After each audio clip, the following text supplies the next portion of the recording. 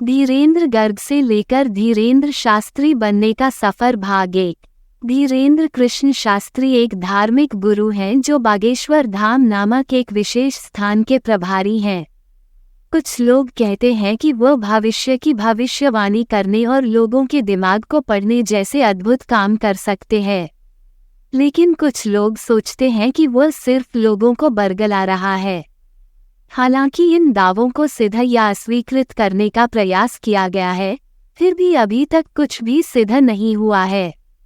कुछ लोग शास्त्री की शक्तियों में विश्वास करते हैं और बताते हैं उन्होंने ऐसी चीजें देखी हैं जिनके बारे में उन्हें लगता है कि वे चमत्कार हैं, लेकिन अन्य लोग संशय में हैं और सोचते हैं कि यह सब सिर्फ चालें हैं। इस विवाद के कारण शास्त्री जी में अधिक लोग रुचि रखते हैं और बागेश्वर धाम में उनके दर्शन करने आते हैं। उनके अनुयायी उन पर विश्वास करते हैं और सोचते हैं कि उन्होंने उनका जीवन बदल दिया है। उनका कहना है कि उन्होंने उन्हें बीमारियों से उबरने और खोई हुई चीजें ढूंढने में मदद की है। शास्त्री के प्रति इस दृढ़ विश्वास ने ऐसे लोगों का एक समुदाय तैयार कर दिया है जो उनसे मिलने आते हैं और उनकी मदद की उम्मीद करते हैं। कुछ लोगों को अभी भी यकीन नहीं है कि शास्त्री वाकई खास है या नहीं। जिन चीजों के बारे में लोग कहते हैं कि वह कर सकते हैं, उन पर संदेह करना और अन्य स्पष्टीकरणों पर विचार करना महत्वपूर्ण है। शास्त्री का जन्म 4 जुलाई 1996 को एक छोटे से गांव में हुआ था। वह 2 बच्चों में सबसे बड़े थे और उनका परिवार बहुत गरीब था। वे बुनियादी सामग्रियों से बने एक साधारण घर में रहते थे। अपनी कठिन परिस्थिति के बावजूद शास्त्री के पास कहानियां सुनाने की विशेष प्रतिभा थी। वह अपने गांव में लोगों का अपनी मनमोहक कहानियों से मनोरंजन करते थे, अपने शब्दों का उपयोग करके उनके मन में अद्भुत चित्र बनाते थे। लोग उनके चारों ओर इकट्ठा हो जाते थे और उनकी कहानियों का अगला भाग सुनने का बेसब्री से इंतजार करते थे। ये कहानियां ग्रामीणों के लिए खुशी और आशा लेकर आई, जिससे वे कुछ समय के लिए अपने रोजमर्रा के संघर्षों को भूल गए। शास्त्री की कहानी ने उनके समुदाय को प्रेरित किया, उन्हें याद दिलाया कि कठिन समय में भी वे अभी भी सपने देख सकते हैं और अपनी समस्याओं से बचने का रास्ता खोज सकते हैं। हालांकि ये याद रखना महत्वपूर्ण है कि अकेले कहानी सुनाने से ग्रामीणों की समस्याएं हल नहीं हो सकती। उन्हें अपने जीवन को बेहतर बनाने के लिए कार्रवाई करने और समाधान खोजने की जरूरत है। धीरेन्द्र शास्त्री ने अपनी स्कूली शिक्षा गंज गांव में पूरी की। वह अपने असाधारण कहानी कहने के कौशल, अपनी ज्वलंत कल्पना और उन्हें दूर दराज के देशों तक ले जाने की क्षमता से अपने सहपाठियों और शिक्षकों को मंत्रमुग्ध करने के लिए जाने जाते थे। उनकी प्राकृतिक प्रतिभा के बावजूद शास्त्री का परिवार उन्हें कॉलेज भेजने में सक्षम नहीं था, जिससे उनके पास उच्च शिक्षा के सीमित अवसर रह गए।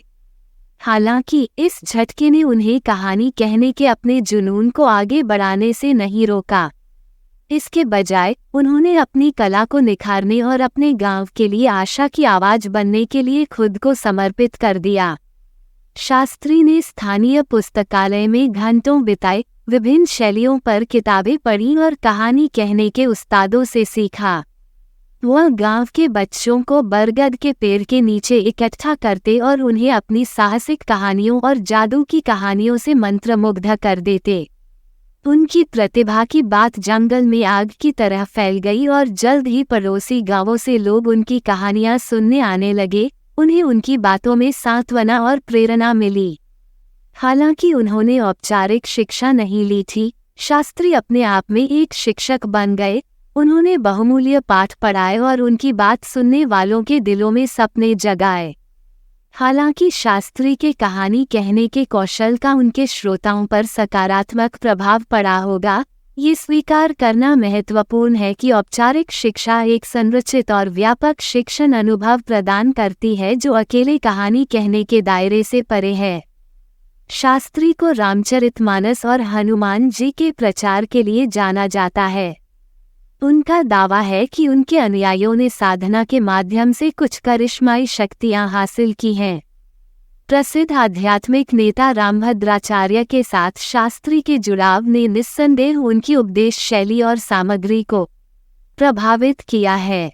रामचरितमानस और हनुमान चालीसा पर उनका ध्यान हिंदू धर्म ग्रंथों के बारे में उनके गहरे ज्ञान और समझ को दर्शाता है। हालांकि कुछ लोग उनकी दावा की गई करिश्माई शक्तियों की प्रामाणिकता पर सवाल उठा सकते हैं, लेकिन उनके द्वारा अपने शिष्यों के बीच अर्जित की गई भक्ति और अनुसरण से इनकार नहीं किया जा सकता है। ये अनुयायी अपने आध्यात्मिक विकास और अनुभवों का श्रेय शास्त्री के मार्गदर्शन और साधना पद्धतियों को देते हैं। हालांकि ऐसे दावों को आलोचनात्मक मानसिकता के साथ देखना और संतुलित समझ प्राप्त करना महत्वपूर्ण है। शास्त्री द्वारा प्रचारित शिक्षाएं और प्रथाओं के विषय में ये याद रखना महत्वपूर्ण है कि अंधविश्वास कभी कभी शोषण या हेरफेर का कारण बन सकता है। इसलिए सलाह दी जाती है कि किसी भी आध्यात्मिक गुरु के दावों और शिक्षाओं की पूरी तरह से जांच करें और स्थापित ग्रंथों और व्यक्तिगत अनुभवों के आधार पर उनका मूल्यांकन करें। एक समझदार दृष्टिकोण अपनाकर कोई यह सुनिश्चित कर सकता है कि उनकी आध्यात्मिक यात्रा वास्तविक ज्ञान द्वारा निर्देशित हो और गलत भरोसे से न हो। धीरेंद्र गर्ग से लेकर धीरेंद्र शास्त्री बनने का सफर भाग 1 समाप्त। धन्यवाद। आप देख रहे थे गॉड ब्लेस टीवी हिंदी। हमारे साथ जुड़ने के लिए सब्सक्राइब अवश्य करें।